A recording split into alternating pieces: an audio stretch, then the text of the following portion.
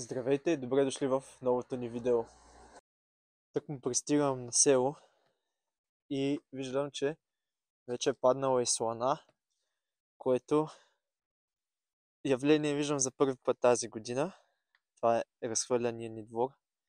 Тези неща скоро време трябва да ги махна от тук. По принцип ние сме планирали ето това пространство, което виждате, да го изчистим, за да може да сложим нещо като малко басейнче до година за детето ни тук.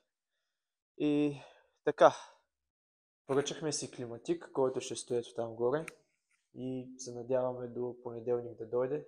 Днес е неделя, т.е. утре или други ден най-късно да дойде и да дойдат да ни го монтират, за да може да се стопляме по-бързо като идваме, понеже печката отнема някакво технологично време докато се запали, докато започне да топли.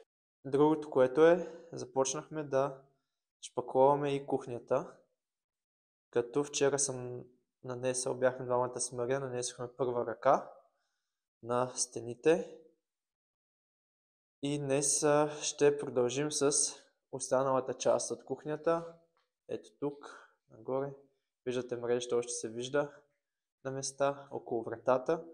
Днес трябва да шпакловам поне една ръка, а защо не и да мина по още една ръка от другата страна. Общо взето си така, слагам сега селските дрехи и започвам да паля печката, след това да работя.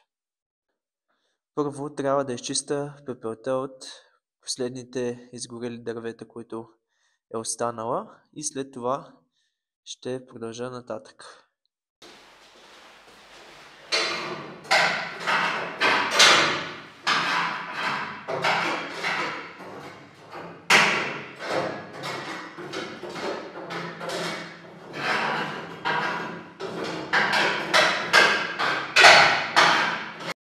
Направих колкото успях с това импровизирано дилавче и сега е време да махна пепелта и да я изсипя отвън. Втори път го пускам този кадър, понеже нещо ми сълзи окото от времето. Когато е студено, така става. То се вижда на камерата. Общо взето пепелта сега я нося навън и нея я събирам в една кофа, за да мога после да се наторявам с нея растенията, които имам в градината. Ето тук сложих част от пепелта. Това е розата, която подарих на Мария, когато я изписваха от болницата с синът ни Богорис. И си я засадихме тук.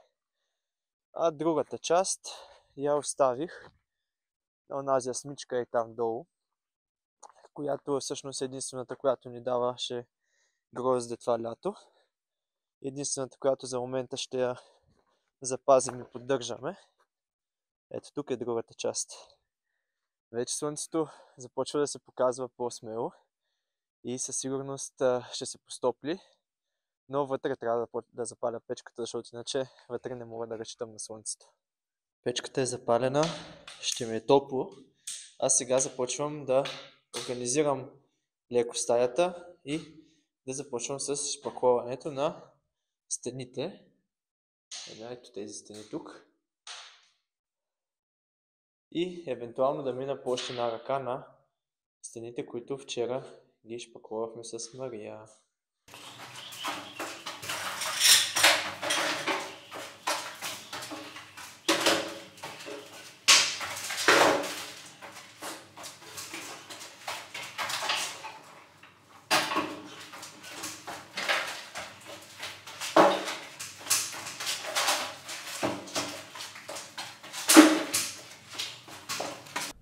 За шпакловката ще използвам зелената бака на Кнауф като материал.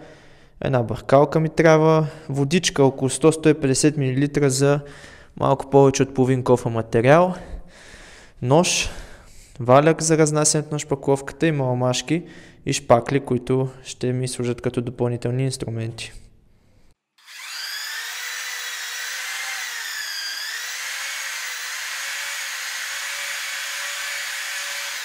След като разбърках сместа, като бъркам около 3-4-5 минути на минималната скорост на бъркалката, т.е. на бормашината, използвам най-ниските обороти.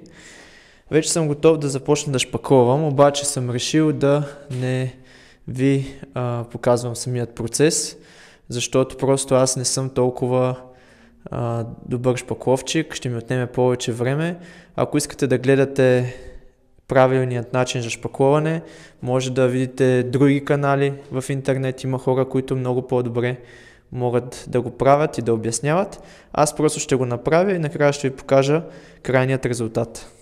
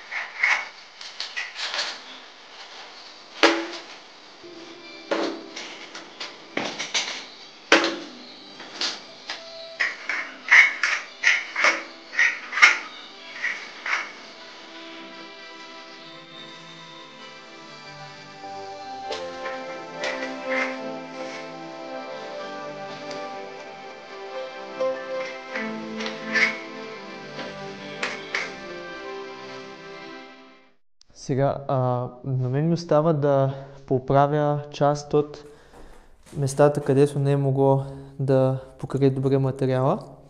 Ето тук долу също има такива места.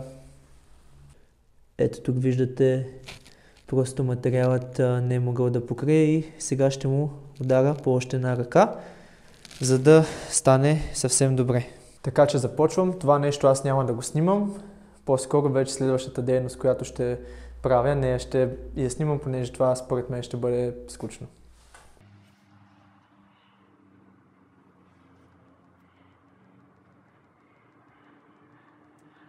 Здравейте!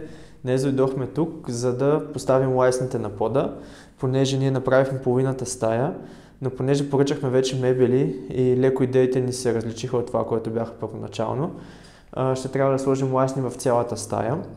И днес ще се захванем с това нещо. Също така, интересно е, че когато дойдохме в къщата беше 7 градуса, запалихме печката и вече за около половин час, ето тук имаме термометърче, за половин час дигна около 5 градуса, което не е много, но и ние даваме много зор на самата печка. И се надяваме, като заживеем тук, когато си палим печката по-редовно, като използваме климатик, да стигаме до едни по-приятни температури, да можем да ги поддържаме, разбира се.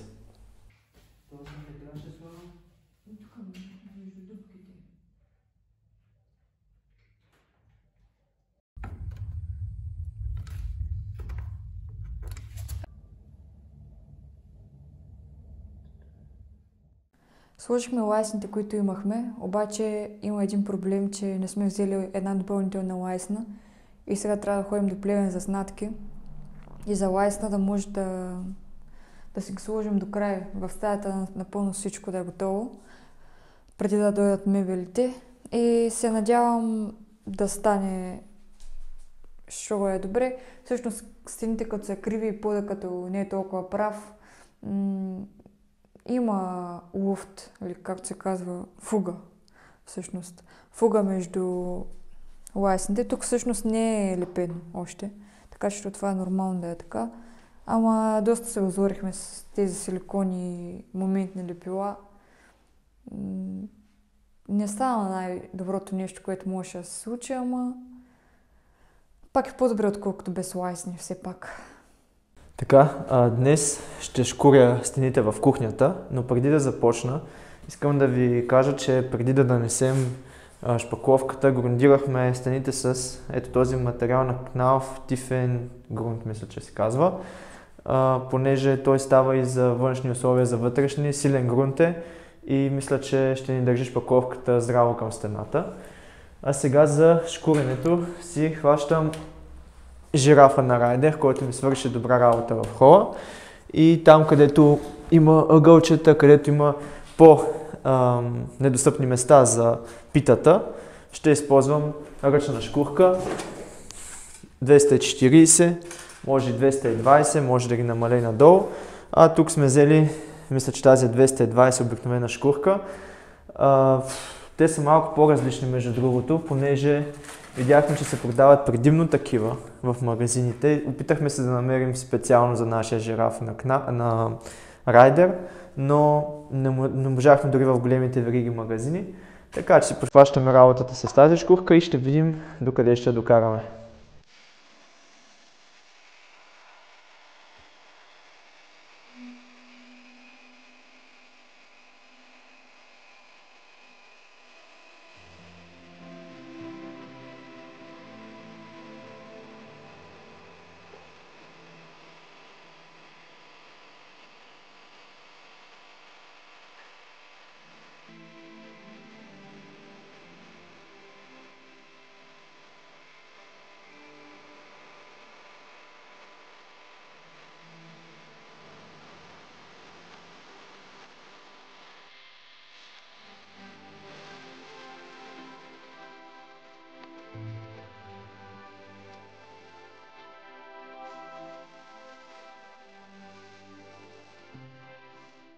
Докато Иван шкури в другата стая, аз имам една задача. Ето тук, само да ви покажа.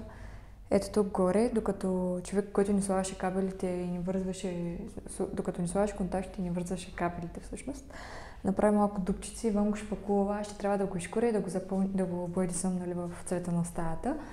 И това ще е моята задача за момента. Ако има нещо друго, което трябва да се свърши, него ще свърша. Но за момента ще се справям само с това нещо.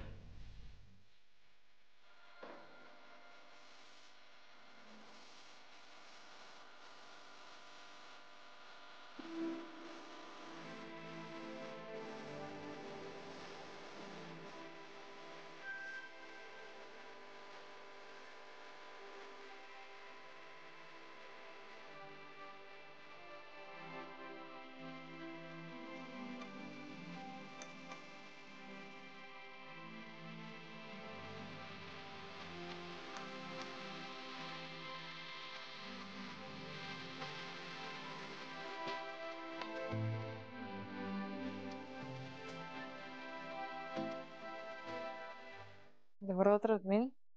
Днешния ден започна много интересно.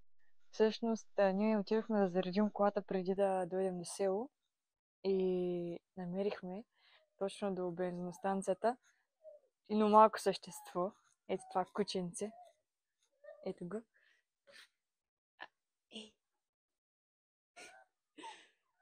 Горкото беше цялото мокро. Ще приложа и снимка.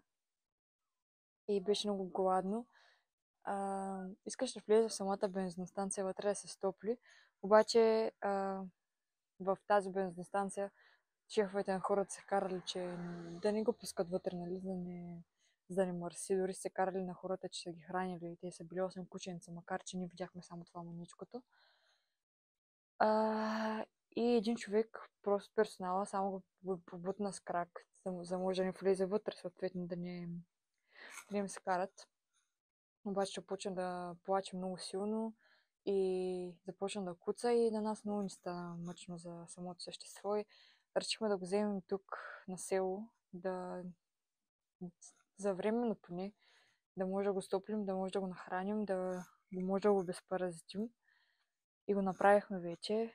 Доста наистина странно се чувствам, защото ми става много мъчно. Знам, че не мога да гледам куче тук за момента, обаче просто сърце ни даваше с Иван да го оставим, защото се сгуши между краката на Иван, между обувките му и искаше да се стопли някъде. Това се едно да се оставя детенството на студа и цялото мокро, едва ли ще да оживее това кученце на въпросното място, където минаха и толкова много коли всеки ден. И така, в момента се гледаме с него. Арис, ела тук. Срамежливко. Къде си? Ето го. Арис. Днес е много важен ден за нас и решихме да го споделим с вас, че на 3 декември, ето вижте календара, Бой става на 6 месеца и вече е много пораснал, е доста голямо момче. Честита половин годинка да му пожелаем и да бъде все толкова прекрасен, колкото е за момента. Всъщност миналата година на 3 декември ходихме на фетална морфология за 3 месец до София и точно тогава разбрахме, че ще имаме момче и сега след една година по-късно, т.е. Ето го тук, си играе си, расте и ни радва толкова много, че просто не е истина. Днес като цяло ще ни дойдат мебелите, от Виденов си ги поръчахме и ще трябва да ходим да ги сглобяваме и ще ви вземем с нас. Мислихме да прекараме повече време с Боги днес, но тъй като трябва да дойдат тези мебели, ще ги сглобим и чак тогава ще вземем детенцето, тъй като в момента сигурно ще е много студено и шумно и няма нужда да му причиняваме това. И така, взимаме си го с нас там, хубаво му е, просто сега като вече имам мебели ще е доста по-добре. Сме на село и както виждате зад мен, това са кашоните с основните ни мебели. Не знам дали ви казахме, но решихме вместо хол да си направим спалня, защото въпросният диван, който си бяхме харесали на снимка, когато го видяхме на живо, почти никак не ни хареса, въобще не беше удобно. Нито за сядане, нито за спане, нали тази... Не знам точно как се казва всъщност. Функцията му за сън, да, точно така се казва, не беше много удобна и затова решихме да си купим спалня. Ето тук, с скрин, гардероб и 2 нощни шкафчета, както и ето го Иван идва, както и едно огледало. Това беше в комплекта. Ще ги сглобим, ще видим как ще стоят във въпросната стая, която сме избрали да е наша спалня. Ето го и малкият приятел тук, много е досаден. Ей, къде си? Ето. И така и бях стигнала. Ще ги загубим, ще видим как ще станат нещата. Ще ги принесем в момента и започваме с Иван да работим по, както го казвам аз, мечтаната стая. Далеч сме от мечтания дом, но до мечтаната стая сме доста близо. Там пропуснах да кажа, че ние дивана все пак ще имаме в помещението, в което ще е като кухня и трапезария. То там не е много голямо, обаче за един диван с столове и маса и за кухнята ще има място, така че решихме, че е глупаво да си вземем 2 дивана, вместо да се направим едното помещение с легло. И дали сме на прав път или дали сме взели добро решение, само времето ще покаже. Всъщност вече може да се започва с главната цел, за която сме дошли и да не говоря вече празни приказки.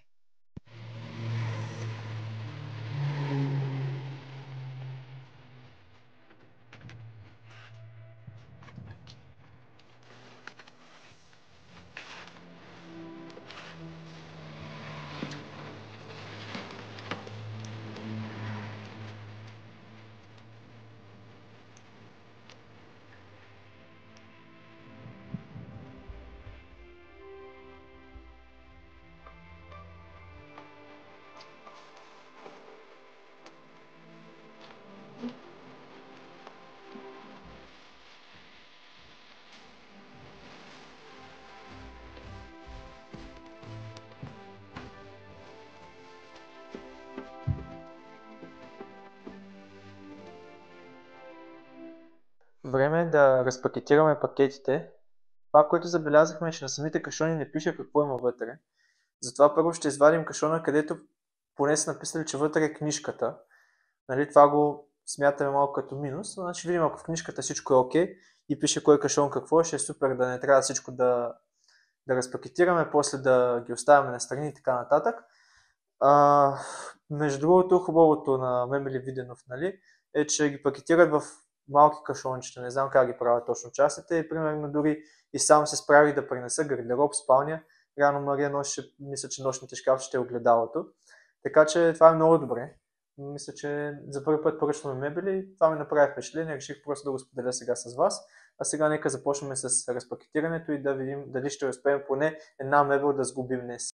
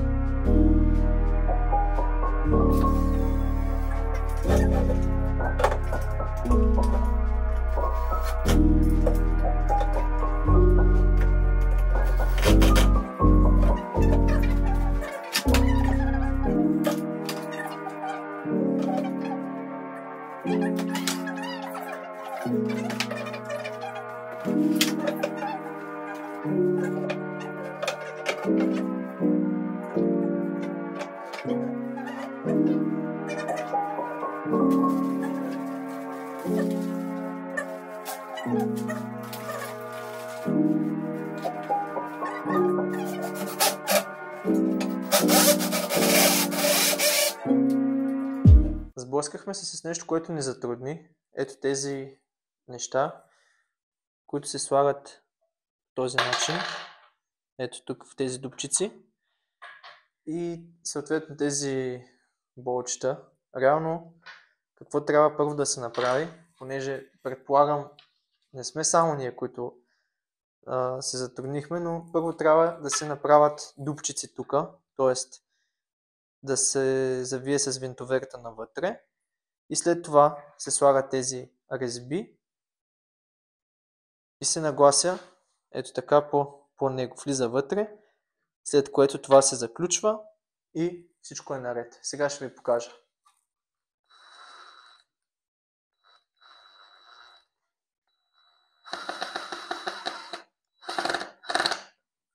Когато се вкарват тези, трябва да се вкарат по този начин, за да може, нали, когато влиза, да влезе така и после да се заключи. Така че го вкарвате с отвора към дупчицата и от тук съответно по същият начин.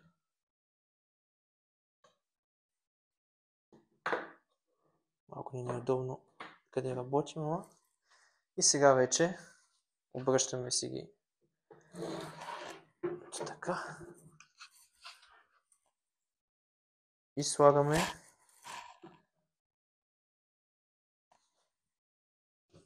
така. Сега и единственото, което накрая трябва да направите е да ги завием съвсем лекичко, не трябва да се натяга много.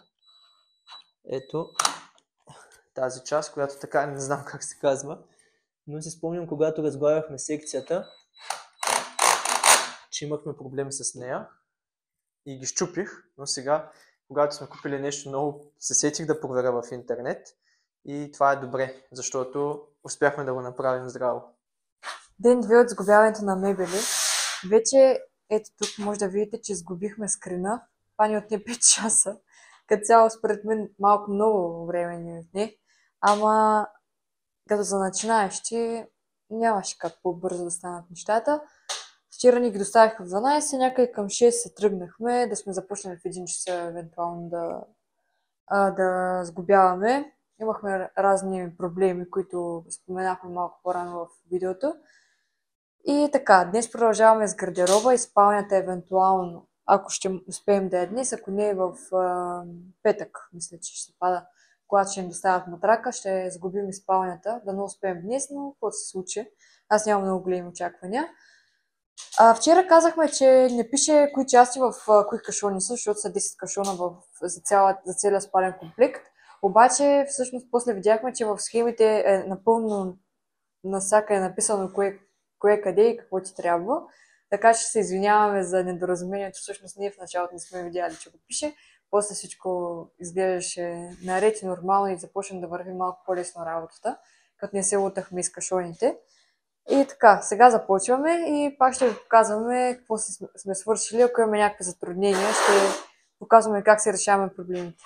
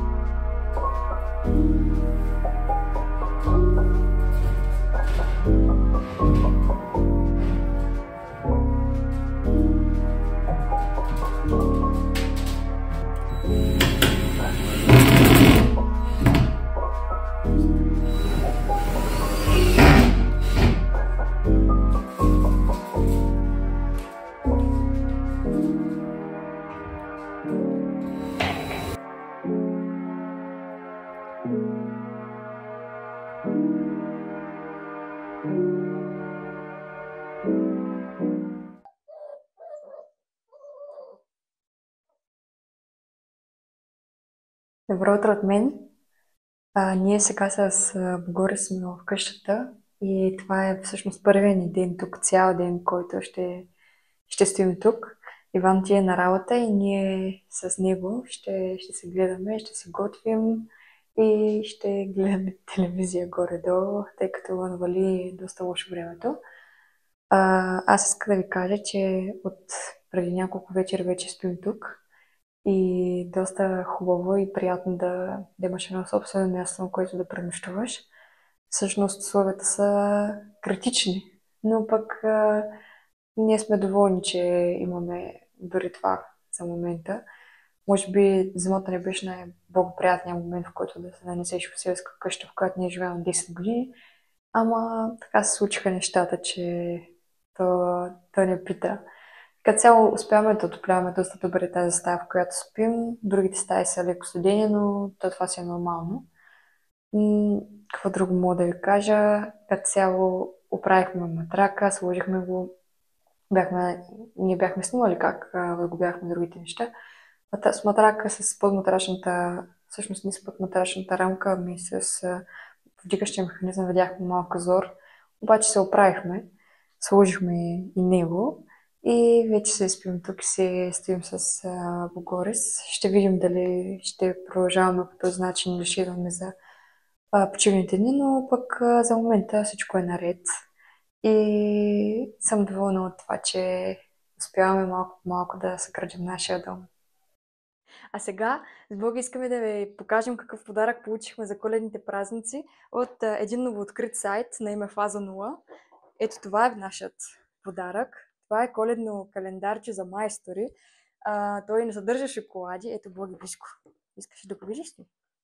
И така. Той не съдържа шоколади, както по принцип.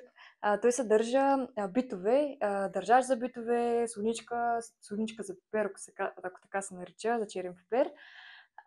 И отварачка за бутилки. Всеки ден от месеца си отваряте и това е един много хубав подарък за хора, които правят ремонт вкъщи или пък просто по професия се занимават с такава дейност, която да им трябват преди такива инструменти. Малко повече за сайта, т.е. за хората, които са открили сайта и които ни подариха този прекрасен подарък, който ще ни е много нужен. Фаза 0 е новооткрит сайт, в който може да намерите различни ключове, контакти, всичко за вашата мрежа, за смарт къща, ако желаете да си направите, и също системи за сигурност, камери и други такива устройства. Много благодарим за подаръка пак и ще се го ползваме с най-голямо удоволствие и се надяваме да ни е много нужен. Сега исках само да ви спомена също, че до края на декември месец има 20% отстъпка в целият сайт за всички продукти, така че ако някой от вас се нуждае от нещо точно от този тип, може да разгледате сайта долу в описанието. Сега ние с Боги ще се опитаме да сглобим едно нощно шкафче. Тоест, всъщност трябваше да го сглобим с Иван, обаче той отиде на работа и нямахме много време. Ще се опитам да го сглобя сама. Ще го изненадаме, ако успея. И така, сега ще се залавяме за работа, пък да видим дали ще успеем да направим нещо двамата с Боги. Боги, ще успеем ли да сглобим нощното шкафче? Как мислиш? Аз мисля, че ще успеем.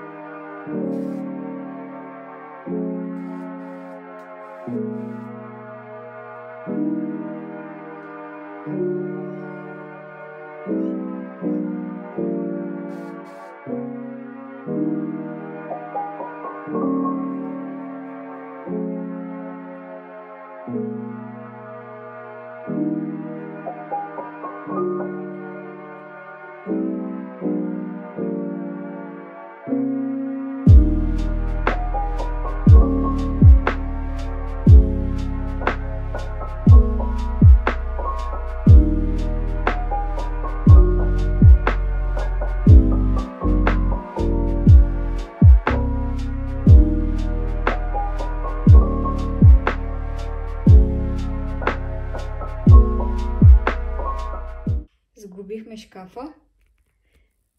Ето го и Боги тук. Играе с играчките. И се надяваме тати да е доволен, като се прибере.